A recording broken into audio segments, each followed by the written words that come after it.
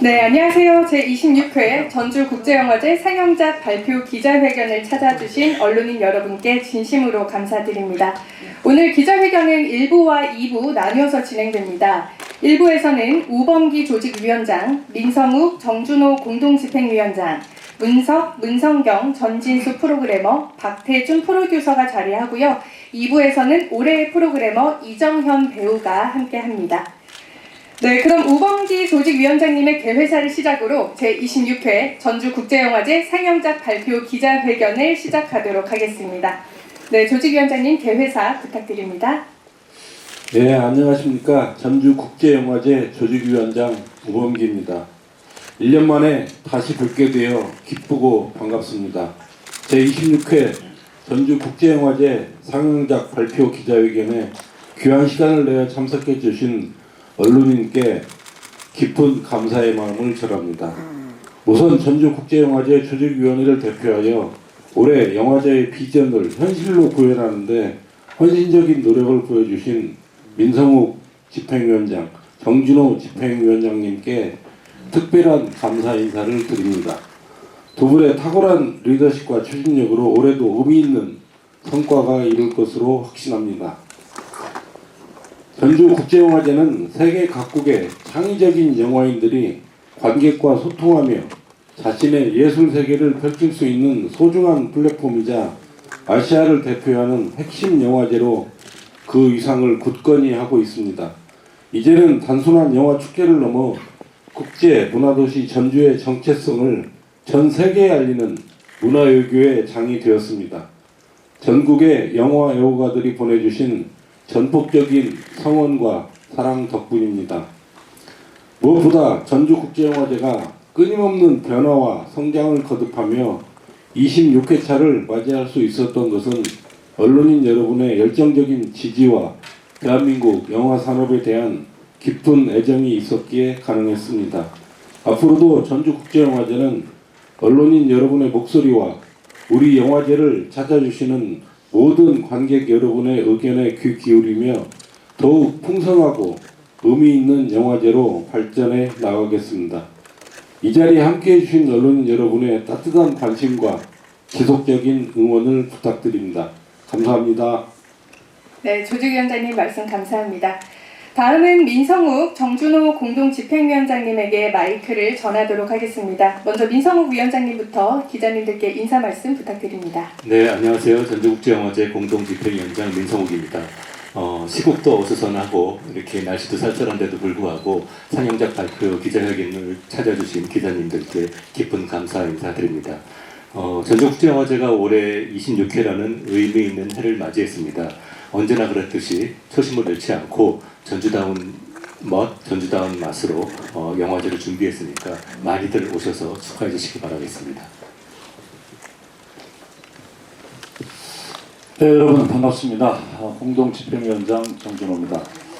제26회 전주국제영화제를 소개하는 첫 자리에 함께할 수 있어서 가문의 영광입니다. 올해로 3년차 영화제 집행위원장이 되면서 더욱더 무거운 책임감을 느낍니다. 영화제를 통해서 전주라는 도시와 영화 산업계가 발전할 수 있도록 계속해서 최선의 노력을 다하도록 하겠습니다. 올해 전주국제영화제도 언론인 여러분들의 많은 관심과 응원 부탁드리겠습니다. 네, 전주국제영화제가 말씀하신 것처럼 올해로 26회째를 맞이합니다. 이번 영화제가 어떻게 준비되어 있는지 그리고 어떤 특징과 변화가 있는지 마찬가지로 두 분의 공동집행위원장님에게 설명을 들어보도록 하겠습니다. 네, 먼저 프로그램 측면부터 간략히 설명드리겠습니다. 올해 제26회 전주국제영화제는 57개국 224편의 상영작을 소개합니다. 해외 작품이 126편, 국내 작품이 98편입니다. 이 중 전주국제영화제를 통해 전세계 최초로 공개되는 월드 프리미어 작품은 총 80편입니다. 특히 올해는 한국경쟁 부분이 2년 연속 역대 최다 출품 수를 기록해서 심사하는 데 많은 애로사항을 겪었지만 그만큼 기쁜 마음으로 작품들을 선정하게 되었습니다. 일반 상영 외에 대표적인 부대 행사를 간략히 설명드리자면 먼저 올해 전주 시내 투어가 저스트 엔터테인먼트와 함께합니다. 전주시 주요 관광 명소와 전주국제영화제의 작품 및 배우들을 연기하여 진행하는 이 행사에는 길혜연, 김호정, 김신록, 박지환, 신동미, 서현우 배우 등이 영화제 현장에서 관객들과 소통하며 흥미로운 영화 이야기를 나눌 많은 프로그램이 준비되어 있습니다. 그리고 전주영화제의 대표적인 전시 프로그램이죠. 2015년을 시작으로 작년에 10회를 맞이한 100필름 100포스터 전시도 새로운 프로그램과 함께 만나보실 수 있습니다. 또 올해에는 항상 하듯이 한국영상자료원과 공동 주최하는 프로그램을 또 만들었습니다. 바로 한국영화사의 중요한 감독 중 한 분이신 배창호 감독에 대한 배창호 특별전, 대중성과 실험성 사이입니다. 배창호 감독의 작품들 중 디지털 버전으로 복원한 3편과 또 감독의 영화 세계를 볼 수 있는 신작 다큐멘터리 배창호의 클로즈업 1편, 이렇게 총 4편이 극장에서 관객들과 만날 예정입니다. 마지막으로 그 전주국제영화제를 처음 시작하면서부터 헌신해 주셨던 지난해 작고하신 송기란 작가님의 추모 상영도 진행을 합니다. 임권택 감독님과 함께하고 미완으로 남아 아쉬움을 남긴 비구니를 상영할 예정입니다. 이상 간략하게 설명드렸습니다. 네, 올해도 국내 영화제 전반의 예산 상황이 녹록지 않은 가운데 전주국제영화제는 후원회를 통해서 증대된 재정 자립도와 또 전주시 의회의 적극적인 지원 덕분에 전주시 관광산업과 연계한 프로그램들을 예년보다 줄이지 않고 선보일 수 있었습니다. 방금 민 위원장께서 언급하신 전주 시내투어와 100필름 100포스터 특별전시 등이 그런 행사들입니다. 덕분에 제26회 전주국제영화제를 외형적인 규모만이 아니라 내용적인 측면에서도 축제다운 축제를 치를 수 있을 것 같습니다. 한국 영화계의 위기가 피부로 와닿고 있는 현실에서 영화인의 한 사람이자 영화제 집행위원장으로서 책임이 무겁습니다.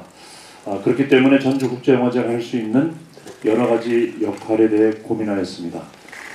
올해에도 작년에 이어 지역 독립영화계 성과와 존재 의미를 소개할 수 있는 지역 독립영화 쇼케이스로 각 지역 영화인들이 함께 모일 수 있는 지역영화 네트워크 행사를 지원할 예정입니다.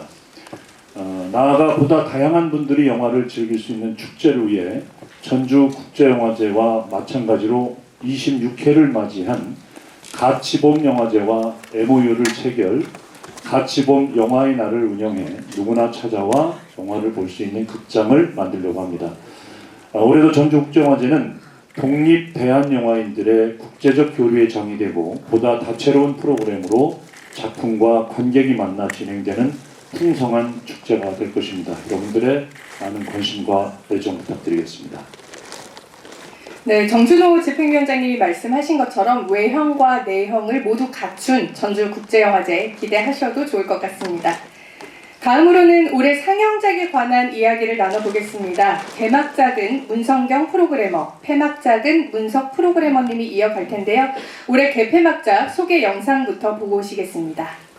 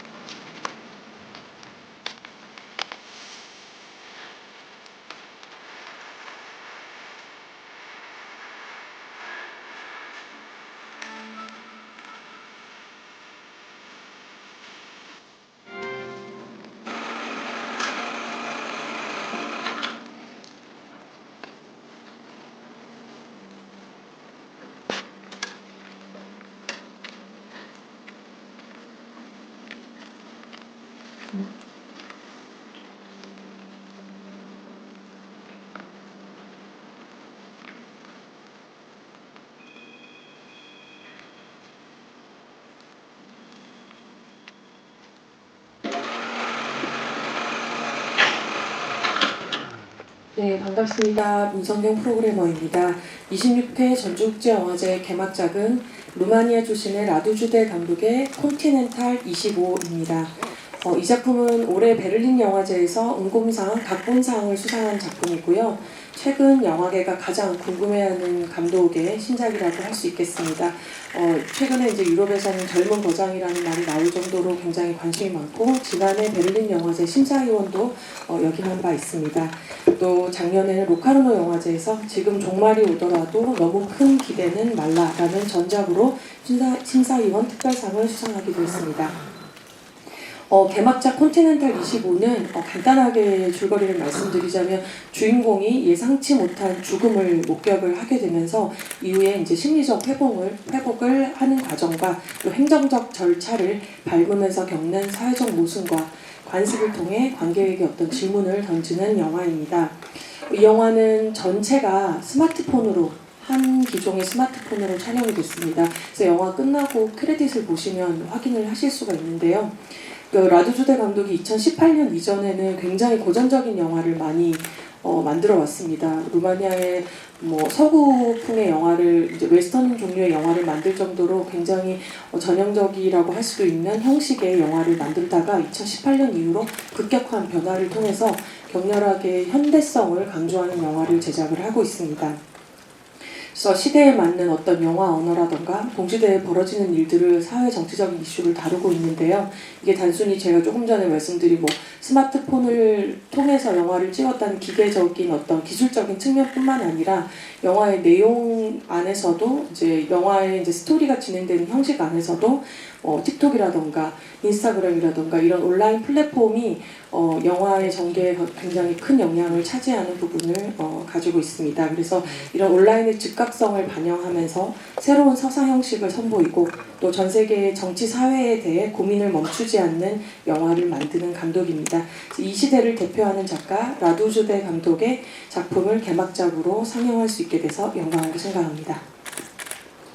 안녕하세요. 프로그램 노석이라고 합니다. 제가 폐막작을 소개하겠습니다. 이번 전국제영화제 폐막작은 김호경 감독의 기계의 나라에서입니다. 김호경이라는 이름을 낯설어 하시는 분들이 좀 있을 텐데요. 김호경 감독은 40년 동안 다큐멘터리 작가로 활동해왔고 또 여러 편의 다큐멘터리를 제작했습니다.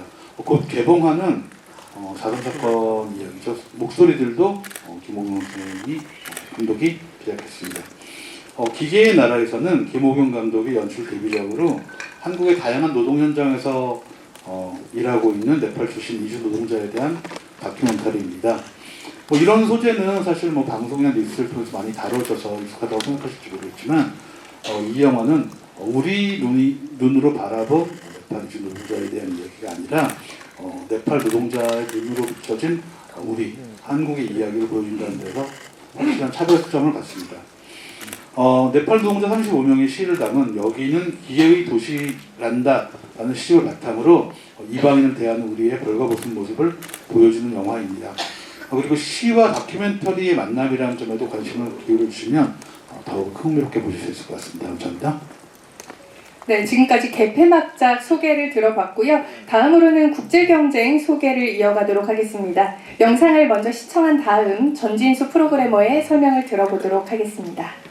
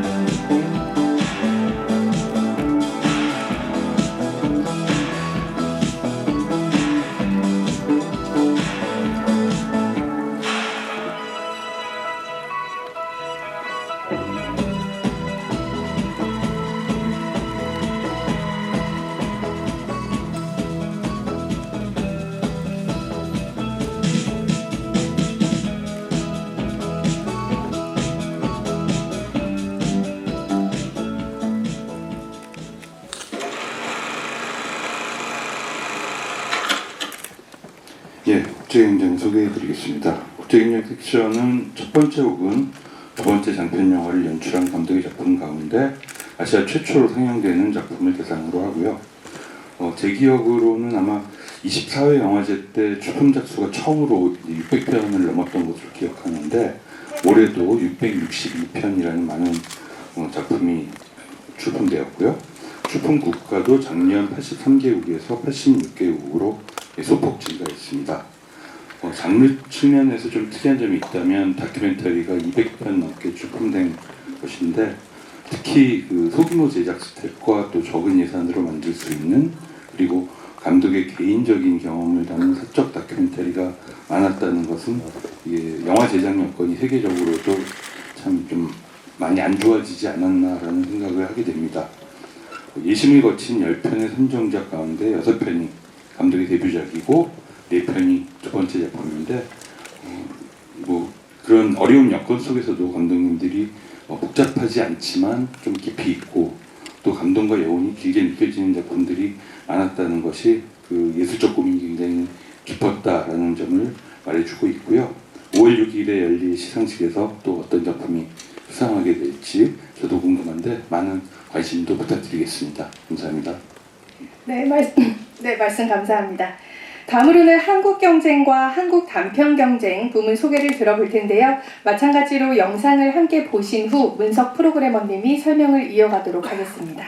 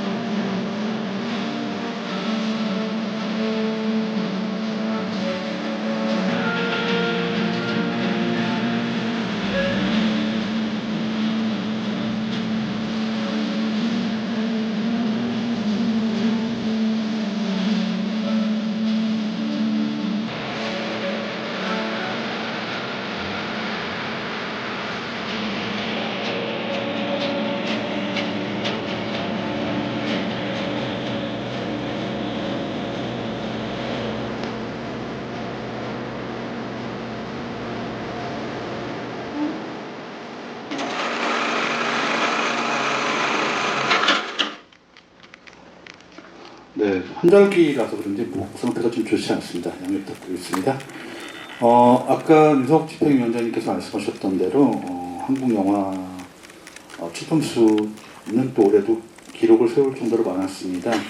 한국경쟁 부문 같은 경우 지난해보다 31편이 늘어난 165편이었고 한국 단편 경쟁은 178편이 증가한 1510편, 비경쟁 부분은 26편이 증가한 104편, 여기에 지역 공모작까지 모두 1835편이 접수됐습니다. 이 자리를 빌어서 영화를 보내주신 모든 감독님들께 감사 인사를 보내드립니다. 올해 한국경쟁과 한국단편경쟁 부분 심사는 역대급으로 까다로웠습니다. 작품 수가 늘어난 것도 영향이 있었지만 영화들의 전반적인 수준이 올라간 게 더 큰 문제였던 것 같습니다. 한국경쟁 심사는 저희 세 프로그래머들과 한국단편경쟁 심사에 참가한 예심위원들 모두 고민을 거듭했습니다. 경향에 대해서 설명을 드리자면 올해 한국경쟁을 포함한 장편 영화들은 LGBTQ 소재를 다룬 영화가 많았고 대한가족과 여성연대가 결합된 작품도 상당히 많았습니다. 또 배우 스스로가 창작의 주체가 된 영화들도 눈에 띄었습니다. 한편 한국단편 경쟁까지 포괄되는 특징으로는 그동안 독립영화가 많이 다뤘던 사회에 대한 이야기보다는 나를 중심으로 한 사적인 이야기들이 다수를 이뤘습니다. 이런 변화가 어떤 의미를 갖는지 기자님들이 영화제에 직접 모여서 판단해 주시고 분석해 주시기 바라겠습니다. 감사합니다. 네, 지금까지 경쟁 부분을 살펴봤는데요. 다음으로는 전주국제영화제의 대표 사업이죠. 전주 시네마 프로젝트입니다. 영상을 시청한 다음 박태준 총괄 프로듀서의 설명을 들어보도록 하겠습니다.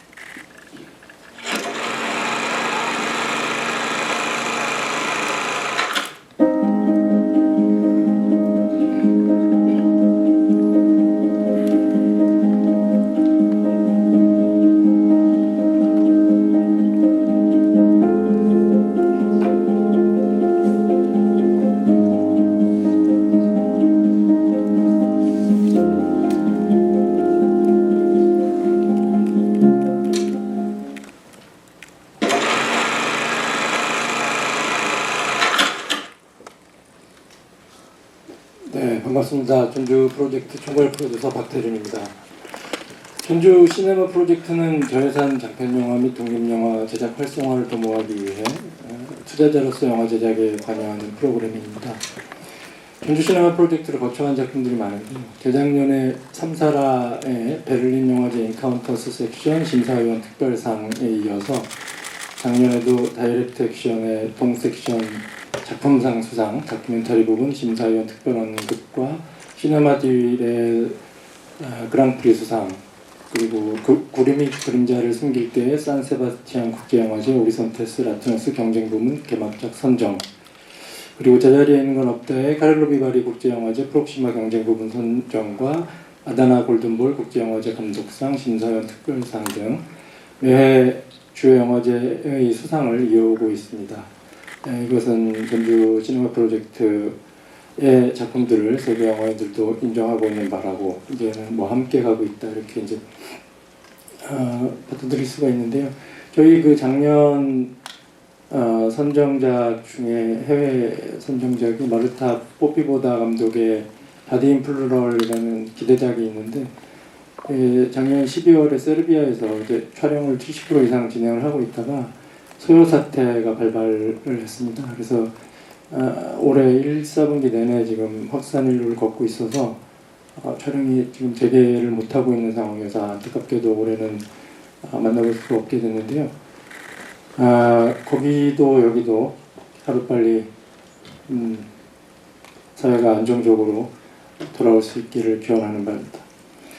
그래서 작년 10월 극장에 개봉한 럭키 아파트에 이어서 이번에 세계 최초로 공개되는 호르몬은 한국과 일본을 오가며 인권과 사회 문제를 테마로 울버본투브, 카운터스, 모어 등의 다양한 영상 작업을 이어가고 있는 이이라 감독의 4년 만에 다큐멘터리 영화입니다.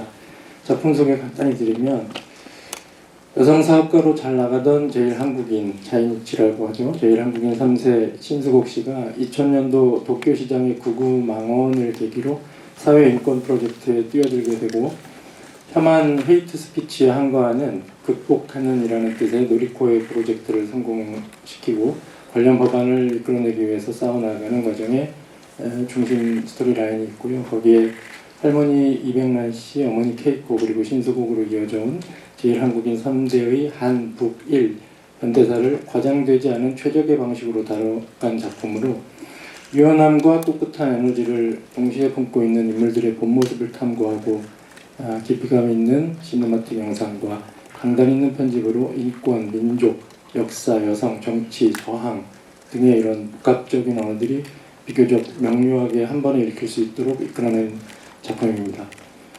전주 시네마 프로젝트에서 이번에 만나는 호르몬을 통해서 그동안 사회와 인간과 관계와 역사와 다양성의 여러 한계선을 넘을 수 있는 작품들을 발굴하기 위해 노력해온 전주국제영화제와 전주 시네마 프로젝트의 정신과 맥락을 확인하는 기회가 되기를 바라고, 전주 시네마 프로젝트는 앞으로도 새로운 소재와 신선한 영상 언어의 창작분들을 발굴하고 앞으로도 계속 함께할 수 있도록 노력할 것입니다. 호르몬에 많은 관심 부탁드리겠습니다. 네, 말씀 감사합니다. 이어서 특별전을 살펴보겠는데요. 마찬가지로 영상을 보신 다음에 전진수 프로그래머의 소개를 이어가도록 하겠습니다.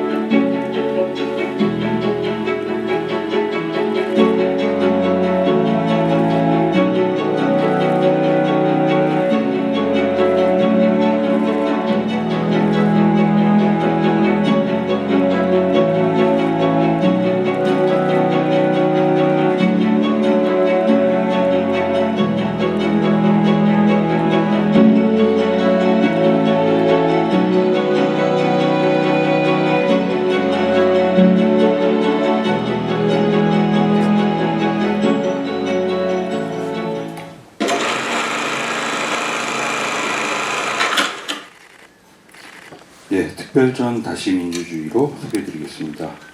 작년 12월 이후에 대한민국 민주주의가 위기에 빠졌고 지난 몇 달 동안 우리들은 또 많은 혼란을 겪어야 했고요. 우리가 겪어야 할 혼란과 후유증이 또 얼마나 지속될지 아직 가늠이 되지 않는 상황에 놓이게 되었습니다. 전주국제영화제에서는 다시 민주주의로라는 특별전을 통해서 우리와 비슷한 상황을 이미 겪었거나 또 현재도 겪고 있는 세계 여러 나라의 정치 상황을 다룬 6편의 다큐멘터리들을 준비했습니다.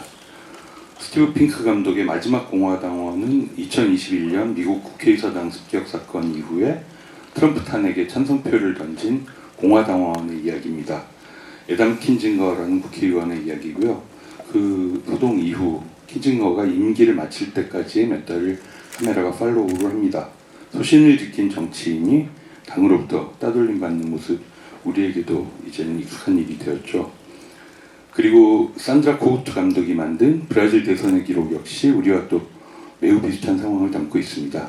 2022년 브라질 대통령 선거의 선거운동부터 또 룰라 대통령 취임 이후에 극우 지지자들이 국회의사당과 대법원을 습격했던 사건, 그리고 또 26년 동안 사용되어 온 전자투표에 대한 부정선거 의혹, 그리고 또 종교가 또 정치에 관여하려는 시도 등 격동의 브라질 정치를 기록했습니다.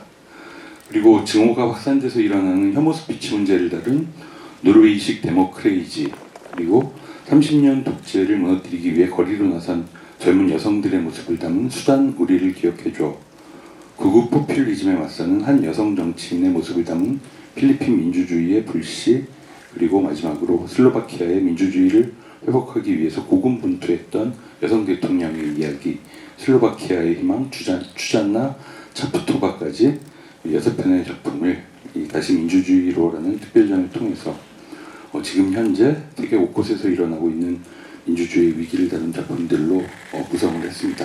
많은 관심 부탁드리겠습니다.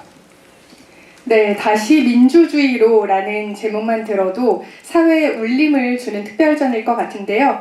또 다른 특별전이 준비되어 있습니다. 가능한 영화를 향하여. 이 특별전 소개는 문성경 프로그래머가 이어가도록 하겠습니다. 영상 함께 보고 오시죠.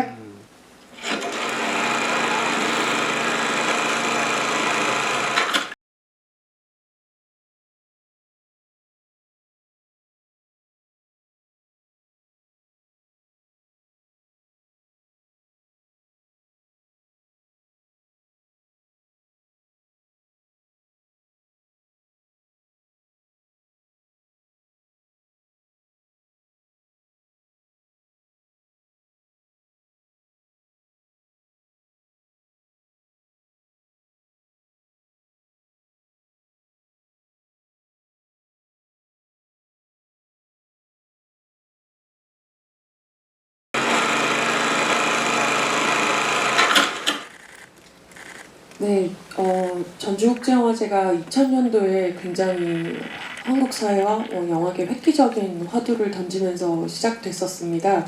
그래서 제가 올해 프로그래머가 된 지 이제 7회차인데요. 7번째 영화제를 준비를 하고 있는데 늘 그 7년의 기간 동안 전주의 정신은 무엇인가? 라는 질문, 그리고 다음 새롭게 우리가 던져야 될 화두는 무엇인가? 라는 것이 늘 저에게는 숙제였습니다. 그래서 이제 그간 나온 수많은 키워드가 있잖아요. 뭐 자유, 독립 등 여러 가지 키워드가 있는데 오랜 시간 동안 고민하면서 지금까지 나온 키워드 혹은 전주의 정신을 관통하는 것은 무엇일까라는 고민 끝에 대안이라는 단어를 찾았습니다. 필름의 대안으로서 디지털을 제시하면서 영화제가 시작이 됐고요. 또 주류 영화의 대안으로서 독립영화를 제시하면서 영화제가 이어오고 있습니다. 또한 최근에는 영화 표현의 관습으로 대안의 실험적이고 혁신적인 영화를 소개하고 있습니다. 그렇다면 이 시점에 전주국제영화제가 말해야 하는 정신은 무엇인가? 이 시점의 대안은 무엇인가? 라는 질문을 던졌을 때 제가 이제 아주 정답은 아니지만 말할 수 있는 어떤 가능성이 있다면 모두가 이제 거대 플랫폼을 바라보면서 더 많은 수익을 내길 원하고 돈만 많이 벌면 이제 모든 것이 해결된다고 생각을 하는 시대가 왔다고 생각이 됩니다. 그래서 전주가 제시하는 대안은 가능한 영화라는 단어로 영화의 가치, 문화의 가치, 그리고 돈으로 대체될 수 없는 어떤 것의 가치를 제시하려고 합니다. 그렇다면 가능한 영화는 무엇이냐라는 질문을 해주실 수 있는데요. 하나, 자본의 제약을 벗어난 영화라고 저는 생각합니다. 독립적인 정신으로 만드는 주체적인 영화고요. 가능한 예산에서 창의적인 결정으로 제작되는 영화를 뜻합니다. 또 다른 하나는 자신만의 비전을 가진 영화라고 생각합니다. 뚜렷한 자신만의 영화 세계를 구축하고 영화 비전이 있는 창작자들이 대체 불가능한 어떤 작가로서의 영화를 만드는 것이라고 생각을 하고요. 마지막 하나는 지속성을 유지하는 영화입니다. 돈이 모일 때까지 기다리고 사람이 모일 때까지 기다리고 무언가를 계속 기다리면서 영화를 지속하지 않는 것은 아니라는 생각이 들어서 영화 제작이라는 행위를 지속적으로 실천하는 일종의 장인정신 같은 것을 가지고 있는 영화를 저는 가능한 영화라고 봤습니다. 올해 섹션에서 소개하는 아웃팀의 영화는 가능한 영화를 만들어도 자신만의 세계를 구축한다면 어떤 거대한 영화적 성취를 이룰 수 있다는 것을 보여주는 인물들과 영화들입니다. 예를 들면 알베르세라로 대표되는 안더그라운드 제작사는 칸 영화제의 대부분의 영화가 거의 초청이 되었고 최근 신작은 전주영화제에서도 상영을 하죠. 고독의 오후는 산세바스찬 영화제에서 소개가 됐습니다. 그리고 엘 밤페로 시내에서 소개한 모든 거의 대부분의 영화는 베니스 영화제에 초청을 받습니다. 그리고 트라비스 윌커슨, 테드 펜트 등과 같은 감독들은 베를린의 사랑을 받고 있습니다. 즉 영화인들이 갈 수 있는 곳은 영화의 예상과는 상관이 없다. 많이 열려있다. 라는 것을 증명하는 사례라고 생각을 합니다. 그래서 한국의 많은 감독님들, 제작자들, 그리고 창작자들, 영화 공부를 하는 학생들이 이번 특별전의 영화들을 보아주시고 또 그분들의 대안적인 제작 사례를 저희가 인터뷰집으로 출판물을 발간을 합니다. 그래서 그 제작 사례를 참고해서 어떤 새로운 제작 방식, 대안적인 제작 방식, 그리고 이미지의 상상 방법 등을 배웠으면 좋겠다는 생각이 들었습니다. 또 또한 당연히 전주국제영화제도 이런 영화들이 많이 지속적으로 소개되고 또 작가로 주목받을 수 있도록 그 성취를 잘 주목하려고 합니다. 또한 계속해서 영화가 만들어질 수 있도록 전주영화제가 지속적으로 지원하겠습니다. 감사합니다. 네, 특별전 가능한 영화를 향하여 은성경 프로그래머님의 소개까지 들어보았는데요.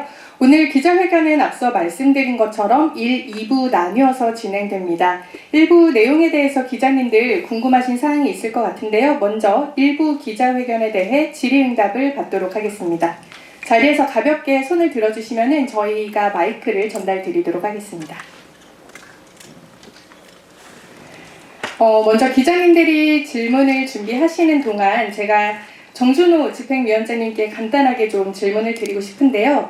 앞서 말씀해 주신 것처럼 전주국제영화제가 제한된 예산 속에서 그 영화제의 질적 수준을 유지하기 위한 어떤 구상들이 있었는지 궁금하실 것 같아가지고요. 답변 부탁드립니다. 네, 말씀하신 대로 지금 국내 경기가 녹록치가 않습니다. 그리고 이 먹고 사는 문제가 대두되다 보니까 이 삶의 여유가 없어진 것 같아요. 그러다 보니까 이제 영화를 보는 그 시간이 그리 행복해 보이지는 않는 것 같습니다. 그래서 저희도 이제 영화제를 준비하면서 다른 어느 해보다도 기업 후원이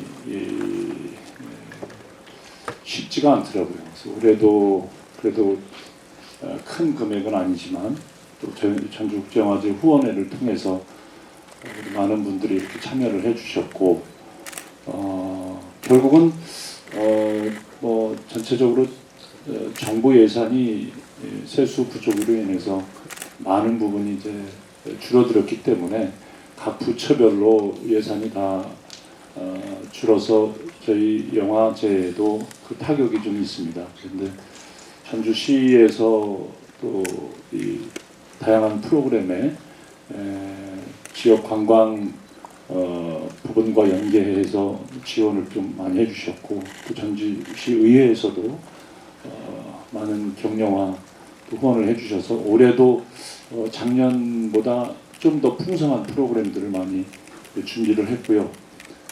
무엇보다도 해외에서 초청하는 우리 심사위원분들 또 관계자분들 초청할 때 또 항공사에서도 적극적으로 지원을 해주셔서 그래도 부족하지만 많은 도움을 받아서 올해도 준비를 많이 했습니다. 기자 여러분들도 많이 느끼셨겠지만 저희뿐만 아니라 대한민국에서 열리는 모든 영화제들이 예산 때문에 많이 힘들어하고 있습니다. 또 극장에도 영화 제작 편수가 작년에 비해서 또 많이 또 줄었고 그래서 올해 허리띠를 좀 졸라매고 한국 영화 뿐만 아니라 헐리우드도 그렇고 다른 나라도 극장 관객들이 많이 주는 상태에서 다들 어떻게 하면 이 어려움을 잘 이겨낼까 고민들을 많이 하고 있습니다. 저희도 영화제를 통해서 그 영화제 기간 안에 저희가 영화제 출품된 작품 중에서 본선에 올라온 좋은 작품들을 상영을 하는데 저희 바람이 있다면은 영화제 기간에만 이 영화를 틀어주기 때문에 많은 분들이 저희 아주 참 주옥 같은 좋은 작품들을 관람을 못하는 게 그게 좀 아쉬워서 저희들도 열심히 뛰어서 이런 좋은 영화들을 좀 장기간 한 달에 한 일주일이라도 이렇게 좀 상영할 수 있는 그런 좀 준비해서 할 수 있으면 더 많은 분들한테 좋은 작품들을 좀 보게 하는 게 저희들 좀 소망이고 바람이라서 그런 것도 좀 전략적인 차원에서 영화제에서 더 연구하도록 하겠습니다. 어려운 가운데서도 적극적으로 후원에 참여해 주신 또 후원에 우리 후원자분들한테 다시 한번 또 감사드리고 저희도 거기에 발맞춰서 더 열심히 준비하도록 하겠습니다. 네, 기자님들 마지막 질문을 한번 저희 들어보고 싶은데요. 네, 가운데 기자님께 저희 마이크 전달 좀 부탁드립니다.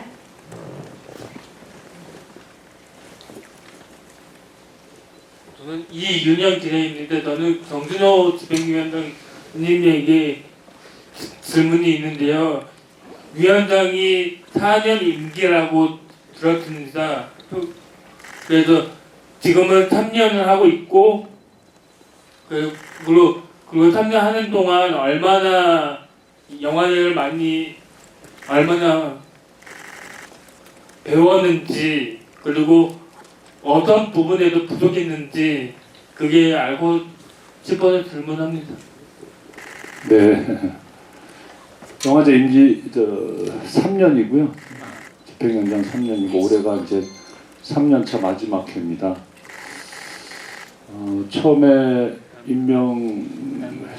하고 나서 좀 많은 격려도 많이 해주셨고 또 한편으로는 우려의 시선도 있었던 걸로 알고 있고요. 또 배우로서 영화제 집행위원장 역할을, 공동 집행위원장 역할을 수행한다는 게 저희들은 늘 초대만 받고 정말 편한 배우의 입장에서 영화제 참석을 하다가 이제 반대로 초청하는 호스트 역할을 하다 보니까 그동안 영화제에 준비해 오신 집행위원장 많은 영화제 집행위원장님들 그리고 스태프들이 이렇게 1년 동안 준비해서 배우들을 초청하고 또 해외 관계자분들을 초청할 때 이렇게 어려움이 많았구나. 그래서 배우로서도 좀 더 어떤 영화제라도 초청을 하면 적극적으로 저희도 또 참여해서 영화제를 빛내야 되겠다라는 것을 영화제 집행위원장 하면서 더더욱 느꼈고, 그 부족한 면은 우리 공동 집행위원장이신 민성욱 집행위원장님이 맏형 역할을 잘 해주시면서 살림도 잘 해주셨고, 저는 대외적으로 많은 기업들 후원사들을 좀 찾아뵙고 후원을 많이 이끌어냈고요. 글쎄요, 저는 부족하다기보다는 배우로서 집행위원장을 수행하는데 장점이 더 많았던 것 같아요.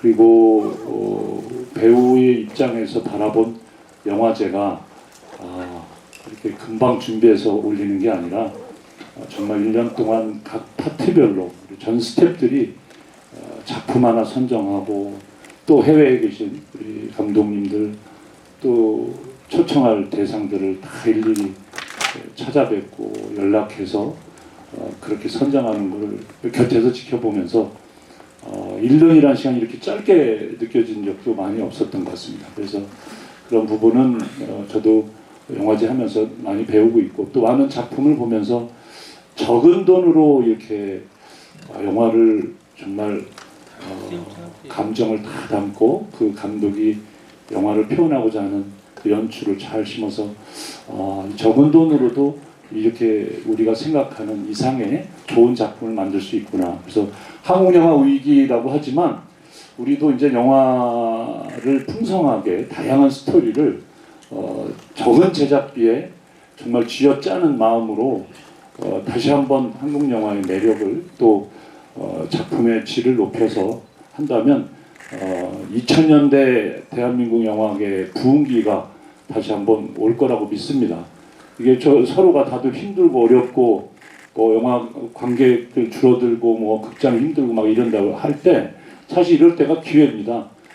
이 힘들 때 더 열심히 정말 이 투자 받는 게 얼마나 힘듭니까? 남의 돈을 내 돈이라고 생각하면은 한 카트 한 카트 찍을 때도 더 생각해야 되고 배우들도 대사 열심히 해서 NG 없이 되도록이면 좋은 작품에 적극적이고 열정적인 자세로 참여한다면 더 좋은 작품들, 적은 제작비에 더 풍성하고 또 다양한 스토리를 만들어서 그런 작품들을 많이 만들다 보면 비어있는 관객이 꽉 찬 관객으로 많이들 찾아와 주실 거라고 생각합니다. 저도 배우로서 또 집행위원장으로서 한국 영화 위기를 탈출하는데 적극적으로 노력하고 협력해서 다시 한번 한국 영화 부흥기가 될 수 있도록 최선을 다하겠습니다.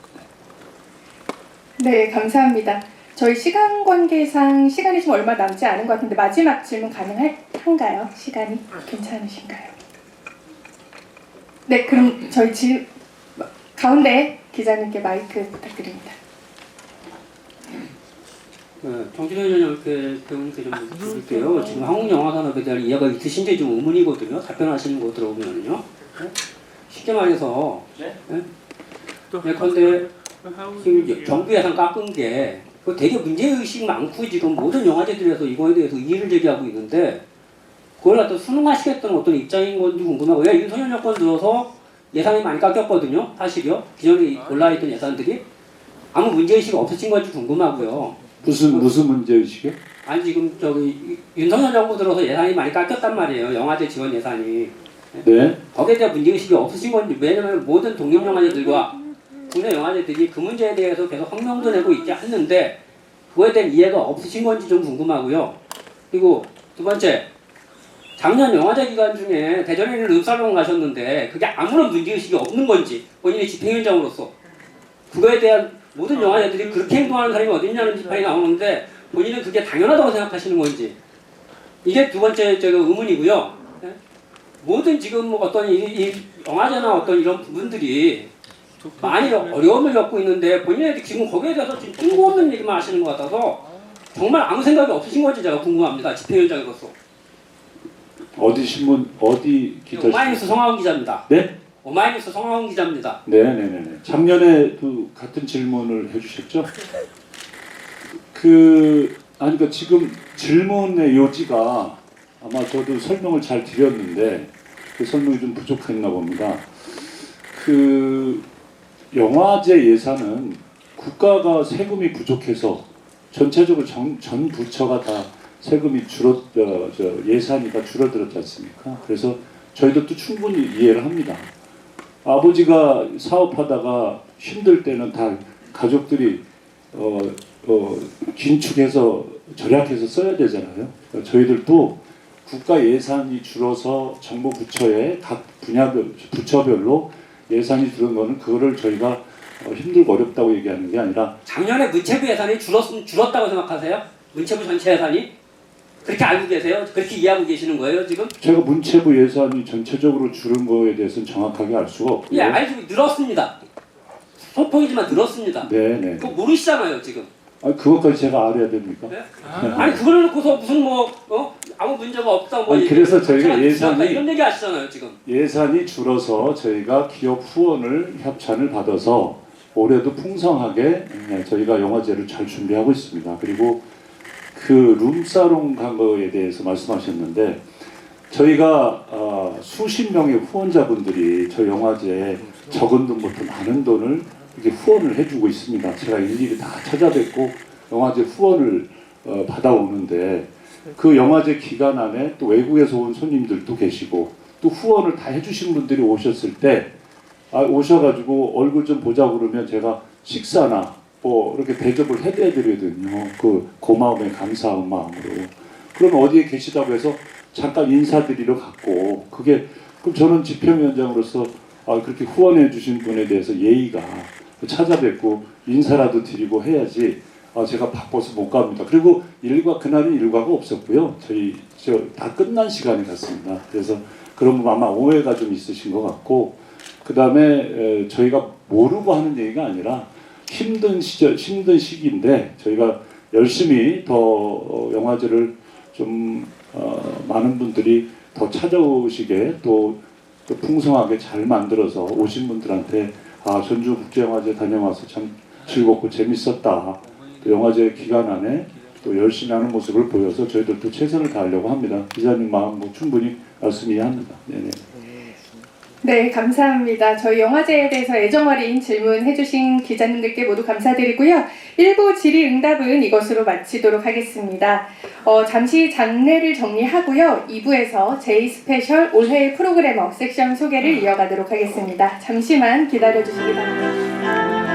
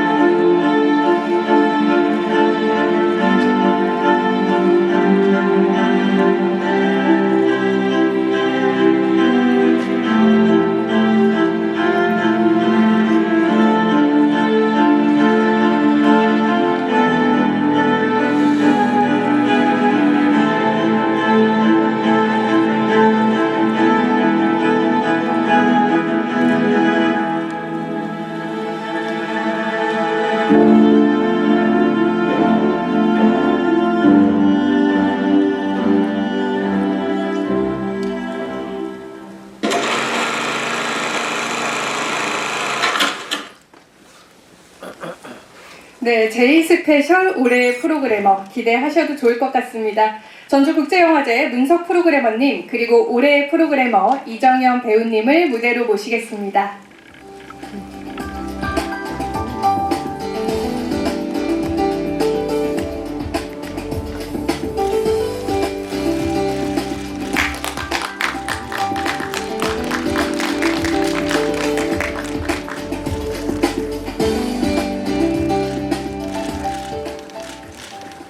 네, 배우님 너무 아름다운 분홍색 원피스를 입으셨는데요. 지금부터 두 분과 함께 제2스페셜 올해의 프로그래머에 대해 이야기를 나눠보겠습니다. 먼저 문석 프로그래머님, 이정현 배우님 소개 좀 부탁드립니다. 네, 제2스페셜 올해 프로그래머 이 행사는 올해로 5번째를 맞습니다. 뭐 올해 주인공 굳이 설명 안 드려도 아시겠지만 멀티 엔터테이너 이정현 배우님입니다. 그러니까 일개 영화제 프로그래머가 뭐 이정현 대단한 엔터테이너이신 이정현 배우님을 소개한다는 게 되게 그런데요. 그래도 뭐 다 아실 거고. 근데 그럼에도 불구하고 간략하게 정리하자면 이정현 배우님 15살 나이로 장선호 감독님의 꽃잎에서 주인공을 연기했고 모두 천재가 나타났다라고 얘기했었고요. 그러다 1999년에 갑자기 가수로 변신을 하더니 와 박거로 테크노 열풍을 한반도로 흔들었습니다. 그렇게 또 뭐 약간씩 연기 활동을 하셨지만 본격적으로 영화와는 좀 거리를 두고 계셨는데 2011년에 박찬욱, 박찬경 감독님의 도전을 받고 단편 영화 파란만장에 출연하면서 정식으로 영화계에 컴백을 하셨고요. 이후에 범죄소년, 명량, 성실한 나라 앨리스, 그남도 반도 헤어질 결심 등에 출연하는 한국을 대표하는 톱티어 배우로 자리매김하고 있습니다. 그럼 이정현 배우님 인사 말씀 듣겠습니다. 안녕하세요. 배우 이정현입니다. 이렇게 제가 너무나 좋아하는 실험적인 영화들이 많이 있는 이 전주국제영화제에 올해의 프로그래머로 선택을 해주셔서 정말 너무나 영광입니다. 잘 부탁드리겠습니다. 네, 이정현 배우님께서 올해 프로그래머에 함께 하게 된 소회를 짧게 말씀해 주셨는데 배우님이 직접 선정한 작품들에는 또 어떤 매력이 담겨 있을지 많이 궁금해 하실 것 같은데요. 먼저 선정작 소개 좀 부탁드릴게요. 네. 먼저 이제 저의 히스토리라고 할 수 있는 제가 처음 이제 영화에 발을 디디게 된 96년도 꽃잎을 시작으로요. 그 다음에는 이제 제가 다시 배우로 돌아올 수 있게 그런 배우의 길을 다시 열어줬던 파란만장, 그리고 또 성실한 나라 앨리스, 이렇게 저의 약간 역사가 담긴 그런 히스토리가 담긴 그런 영화들을 일단 상영을 먼저 하고요. 그리고 제가 관객 여러분들과 함께 볼 영화들은 총 3편을 꼽았는데요. 첫 번째는 박찬욱 감독님의 복수는 나의 것, 두 번째는 다르덴 형제 감독님들의 더 차일드, 그리고 세 번째는 고레에다 히로카즈 감독님의 아무도 모른다를 뽑았습니다. 선정하게 된 이유는요. 먼저 저는 많은 분들이 박찬욱 감독님의 대표작 하면 올드보이나 최근에 개봉했던 헤어질 결심을 많이들 뽑고 계시지만 저는 개인적으로 박찬욱 감독님의 최고의 명작은 복수는 나의 것이라고 생각을 하거든요. 이 영화는 정말 흥행에는 실패를 하였지만 재평가 받아야 될 영화라고 생각을 하고 있고, 시각적으로나 미학적으로나 굉장히 완벽한 영화고요. 제가 영화를 볼 수 있는 시각을 넓혀주게 된 작품이에요. 그래서 저는 이 작품을 극장에서 너무 보고 싶었는데 이렇게 좋은 기회가 주어지게 돼서 극장에서 볼 수 있게 돼서 정말 너무 기쁘고요. 그리고 다르덴 형제 감독님 같은 경우는 제가 정말 너무나 좋아하는 감독님들인데요. 이제 감독님들의 영화를 보면 헐리우드 영화처럼 막 미술이 뛰어나거나 뭔가 이렇게 제작비가 막 대량으로 들어간 대작이라기보다 굉장히 초라하고 누추한 그런 미술에 굉장히 현실적이고 이렇게 사회적인 문제를 항상 나타내는 그런 감독님들이신 것 같아요. 근데 제가 굉장히 높게 평가하는 부분은요, 이 감독님들이 영화 음악을 쓰지 않고 그냥 뭐 원테이크, 원씬, 뭐 롱테이크 하나로 그냥 주변 소리와 그냥 앰비언스만으로 이 사람의 감정을 움직이더라고요. 정말 이 감성을 아주 폭격하는 아무런 도구 없이 그렇게 현실을 굉장히 적나라하게 보여주는 감독님들이시고요. 정말 그 힘은 정말 대단한 것 같아요. 그 다르덴 형제 감독님 영화를 꼽았고요. 그 다음에 마지막으로 고레에다 히로카즈 감독님의 아무도 모른다는 정말 많은 영화 팬들이 되게 좋아하는 영화인 것 같아요. 저도 이 영화를 정말 너무나 좋아하는데요. 굉장히 평온한 일상처럼 보여지는 그런 영화 화면 속에서 굉장히 잔인한 일상이 상반되게 보여지거든요. 그 장면들이 굉장히 잔인하고, 그리고 무엇보다도 이 고레다 히로카즈 감독님의 특유의 그런 자연스러운 연출력이 정말 돋보이는 영화여서 저는 처음에 3시간짜리 영화라고 얘기를 들은 순간 정말 겁부터 났던 영화인데요. 그냥 5분 만에 빠져들었던 영화예요. 그래서 저는 이 영화를 다시 스크린에서 볼 수 있다니 너무 설레고 기뻐서 잠을 잘 수 없었습니다. 네, 이렇게 작품을 이 정도 소개를 해드리겠습니다. 네, 이정현 배우님 사실 뭐 올해 프로그래머로 여기 참가하시지만 또 다른 자격으로 감독의 자격으로 참여하기도 하십니다. 연출 데뷔작 꽃놀이 간다라는 연출 데뷔작 단편 영화인데요. 그것도 지금 코리안 시네마 부분에서 상영될 예정입니다. 네, 많이 응원 부탁드릴게요. 제가 20살 때부터 한참 가수로 활동할 때부터 이렇게 인터뷰 같은 게 있더라고요.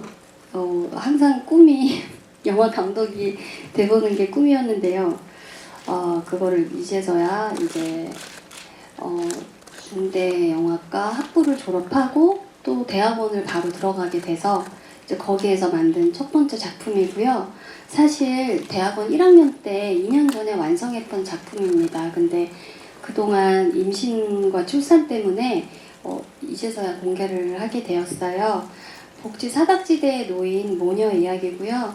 제 첫 작품인데 부족한 점이 많이 보이더라도 많은 응원 부탁드리겠습니다. 감사합니다. 네, 이정현 배우님의 이렇게 짧은 소회를 또 선정한 작품들에 대해서도 이야기를 들어봤는데요. 기자님들도 궁금하실 게 많을 것 같아요. 기자님들께 질의응답을 지금부터 받아보도록 하겠습니다. 자리에서 가볍게 손을 들어주시면 저희가 마이크를 전달 드리도록 하겠습니다. 먼저 기자님들이 좀 질문을 준비하시기 전에 제가 조금 질문을 드리고 싶은데요. 아까 문석 프로그래머님이 말씀해 주셨던 것처럼 꽃놀이 간다, 이번에 단편을 연출하셨는데 연출하시면서 좀 큰 고민이 있으셨을 것 같아요. 작품을 연출하면서 어떤 고민이 있으셨는지 한번 말씀 부탁드릴게요. 아무래도 제작비가 가장 많이 걸렸습니다. 네, 정말 이게 학생 작품이다 보니까 장비도 정말 구하는데 너무 힘들었고요. 제가 그동안 같이 작품했었던 그 기생수더 그레이 함께했던 스태프들한테 많이 부탁을 했어요. 그래서 촬영은 당시에 B캠을 하셨던 감독님께서 도와주시고요. 그리고 편집은 저랑 학부 동기들한테 찾아가서 또 부탁을 하고, 영화 음악 같은 경우는 저랑 한창 가수 때 같이 작업을 했던 윤일상 작곡가 오빠한테 찾아가서 또 국어를 하고 그래서 제가 그 제작비를 다 드릴 수가 없어서 여기저기 찾아다니면서 되게 힘들게 촬영을 했고요. 또 무엇보다 제가 그 영화 스태프들의 노고를 다시 한번 깨닫게 됐습니다. 제가 정말 제작부 막내일부터 연출부 막내일, 그리고 또 다른 학과 동기들 작품에도 가서 많이 도와줬거든요. 막내 연출도 뭐 슬레이트도 치고 막 하면서 그래서 정말 우리 영화계에 있는 스태프들한테 정말 더 감사해야겠다. 제가 1인 한 8역 정도 한 것 같아요. 의상도 제가 직접 다 들고 다니고 다 입히고 정말 너무나 힘들게 촬영을 해서요. 다시 한번 그 영화 스태프분들한테 정말 감사드립니다. 그리고 이번 단편 해주신 분들께도 정말 너무 감사드리고요. 네, 그리고 또 이번에 상영을 준비하면서 꽃잎을 좀 다시 보셨을 것 같은데 제가 알기로는 딱 30년 전 작품이라고 알고 있습니다. 좀 감회가 어떠셨을지도 좀 궁금하거든요. 당시에는 제가 15살 때는 이 작품을 볼 용기가 안 났었어요. 그러니까 촬영하면서도 너무나 힘이 들었었고, 그리고 촬영할 때 거의 다 막 실제로 몸에 상처를 내거나, 제가 연기를 잘 못해서, 그러니까 연기가 처음이어서 사실 첫 촬영 때 장선우 감독님한테 엄청 혼나고 촬영을 접었었어요. 그래서 그냥 그 당시 그 시골에서 이제 미친 아이로 정말 살았었거든요. 그래서 사실은 굉장히 꺼내보기 힘든 영화였어요. 그래서 영화관에서 제대로 본 적이 없었던 것 같아요. 그러다가 이제 성인이 돼서 박찬욱 감독님을 또 박찬욱 감독님 말씀을 또 드리는데요. 저를 영화계로 다시 인도해 주신 분이기 때문에 박찬욱 감독님께서 꽃님 얘기를 하시면서 이 영화를 잊으면 안 된다고, 그 당시에 필름 영화였고 VHS만 밖에 없었거든요. 근데 그 한국 영화진흥공사인가 어디를 찾아가셔서 직접 DVD로 이제 그 꽃잎을 그 카피를 하셔서 저한테 이거는 네가 소장하고 항상 봐야 될 영화다. 정말 자기 뭐 최고의 영화다 막 하시면서 그 영화를 주셨을 때 굉장히 부끄러웠었어요. 그래서 다시 성인이 된 다음에 꽃잎을 봤는데 정말 이 광주의 아픔을 굉장히 시적으로 광적으로 대단한 에너지로 연출을 하신 것 같더라고요. 그래서 정말 장선우 감독님 당시에도 굉장한 거장이셨지만 정말 정말 보면서 깨달았습니다. 정말로 이 광주 5.18을 이렇게 시적으로 표현을 하시다니 정말로 좋은 작품이라고 느꼈습니다. 근데 정말 이제 스크린에서 보는 거는 한 15년 만인 것 같아요. 제가 2010년도에 꺼내봤거든요. 꽃잎을 다시. 그러고 되게 오랜만에 보는 거라 스크린에서 제대로 보는 건 저도 처음인 것 같아요. 그래서 굉장히 설레입니다. 그리고 장선우 감독님, 잠수를 타셨던 장선우 감독님께서 제가 감독님 꼭 이 영화 같이 보고 싶어요. 좀 와주세요. 관객과의 대화도 함께 좀 부탁해요. 해서 이번에 참석을 해주세요. 그래서 정말 성인이 돼서 다시 한번 꺼내보는 영화라서 너무나 설레입니다. 네, 기자님들께서도 전주국제영화제 제2스페셜 올해 프로그래머 계속 기대해 주시길 바라고요. 기자님들 혹시 질문이... 네, 저 뒤에 기자님께 마이크 전달 부탁드립니다. 네, 안녕하세요. 저는 민중의 소리 김세훈 기자라고 합니다. 이정현 배우님께 질문이 있는데요. 아까 전에 연출 데뷔작으로 복지 사각지대에 내몰린 문영의 이야기를 이제 다룬다고 소개를 해주셨는데, 이러한 소재를 어떻게 하다가 영화화해야겠다라고 좀 결심을 하시게 됐는지 그 배경과 계기가 궁금하고요. 두 번째 질문은 앞서서 이제 5가지 작품을 소개해 주셨잖아요. 굉장히 좋아한다고 하시고 팬이라고 하셨으니 이제 한 번 보시진 않았을 것 같아요. 그래서 이제 배우로서 육아, 출산, 그리고 지금 경험을 이제 하시고 이 영화들을 봤을 때 좀 새롭게 다가오는 점들이나 감회도 있었는지 궁금합니다. 네. 정말로 제가 이제 나이도 40대 중반에 접어들고 아이도 2명이 생기니까 이렇게 보는 시야가 좀 더 넓어진 것 같아요.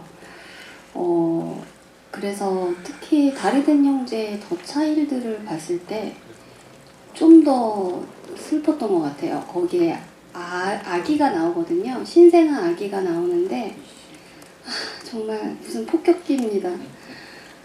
그냥 뭐 영화 음악도 없고 막 멋내서 앵글을 찍지도 않았는데요. 폭풍 오열을 했거든요. 최근에 다시 보고.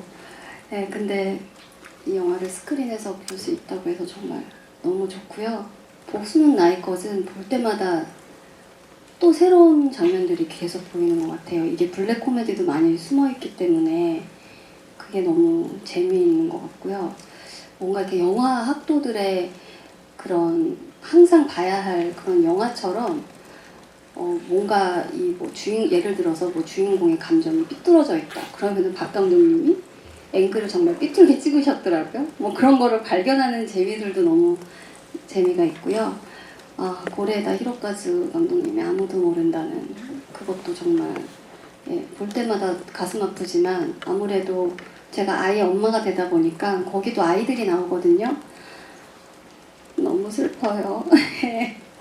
네, 그리고 보는 관객분들도 굉장히 많은 영화 팬들이 이 작품 좋아하는 걸로 알고 있는데 언제 다시 꺼내봐도 지루하지 않고 또 보고 싶은 그런 영화인 것 같습니다. 그리고 첫 번째 질문. 그리고 꽃놀이 간다는요. 그 기사를 접했어요. 복지 사각지대에 놓인 그런 아버지와 아들의 이야기였고요. 복지 사각지대에 놓인 사람들이 굉장히 많이 있다고 느꼈고, 그리고 정부의 지원을 잘 받을 수 없어서 그냥 치료도 못하고 집에서 그냥 이렇게 죽게 되는 그런 사건들이 굉장히 많이 있더라고요. 정말로 지원 받아야 될 사람들이 지원을 못 받고 있고 이런 것들이 너무 가슴이 아파서 제가 약간 단편 영화에서는 근데 막 슬프게 찍으려고는 안 했습니다. 되게 재미있게 나오거든요. 네, 첫 장면부터 막 병원에서 행패 부리고 막 이런 장면으로 시작이 되는데요. 오늘 예고편이 공개됐어요. 전주영화제 홈페이지에서도 볼 수 있고요. 제 SNS에서도 볼 수 있으니까요. 예, 그거 보시고 많은 응원 주시기 바라겠습니다. 네, 감사합니다. 저희가 시간 관계상 질의응답은 이것으로 마치도록 하겠습니다. 한마디만 덧붙이면 그 보도자료 다운받으시면 이제 그 각 섹션 서문을 썼는데 올해 프로그래머 섹션은 이정현 배우님이 직접 쓰셨어요. 꼭 읽어보시면 되게 이 섹션 이해하시는 데 도움이 될 거고 되게 좋은 문장들이니까. 네. 너무 떨려서 오늘 말을 제대로 잘 못했던 것 같은데요. 제가 썼던 글도 잘 읽어주시길 바라겠습니다. 네, 아까 영상 소개할 때 앞에 같이 되어 있었던 손글씨 말씀하시는 것 같은데요. 기자님들께서 꼭 읽어주시기 바랍니다. 이후 궁금하신 사항은 저희 전주국제영화제 홍보팀으로 문의 주시면은 저희가 또 응대하도록 하겠습니다. 오늘 사진 기자님들도 많이 오셨는데요. 지금부터 사진 촬영을 진행하도록 하겠습니다. 무대를 잠시 정리하고요. 참석자 여러분께서는 1열에서 대기해 주시기 바랍니다.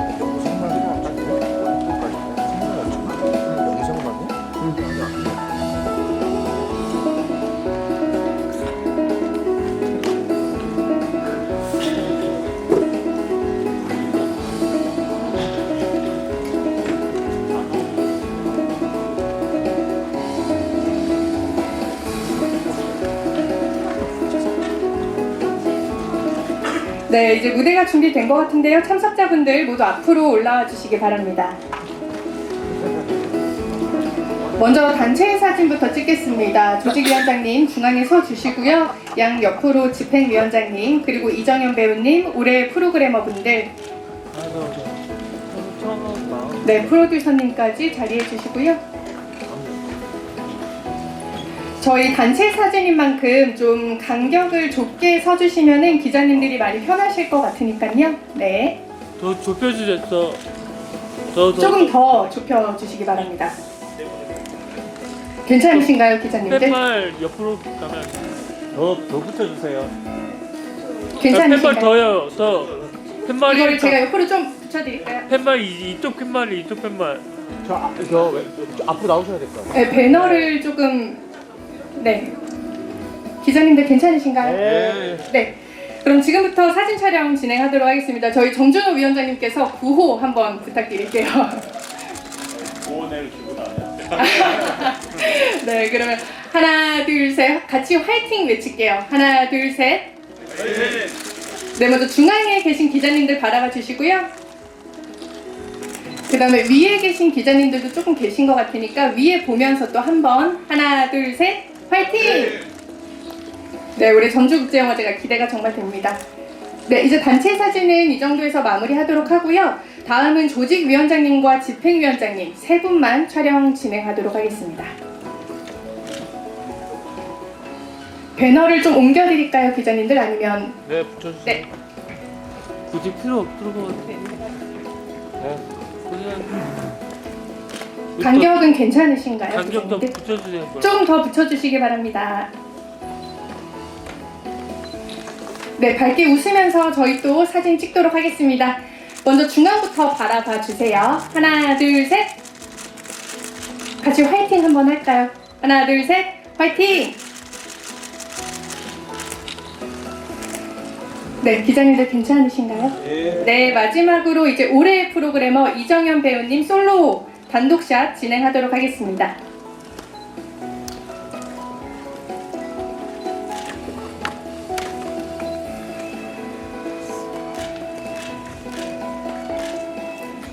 네, 옆에 배너 잘 챙겨주시고요.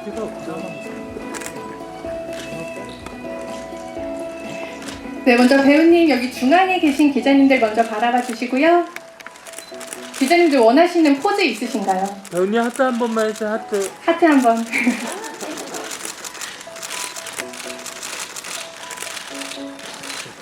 그 다음 우측에도 기자님들이 좀 계셔서요. 네.